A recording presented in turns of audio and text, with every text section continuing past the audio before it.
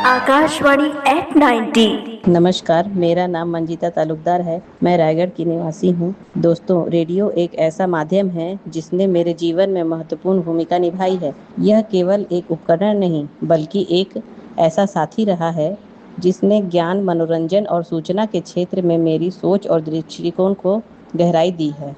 सबसे पहले रेडियो ने मुझे जानकारी का स्रोत प्रदान किया। जब इंटरनेट और स्मार्टफोन जैसी सुविधाएं सुलभ नहीं थीं, तब रेडियो ही वह माध्यम था जिसने देश दुनिया की खबरें आसानी से प्राप्त होती थी। समाचार बुलेटिन, मौसम की जानकारी, खेल जगत की ताज़ा खबरें, सब कुछ रेडियो के माध्यम से ही जाना जाता था। रेडियो से ने मनोरंजन का साधन बनकर मेरे खाली समय का अर्थपूर्ण बनाया।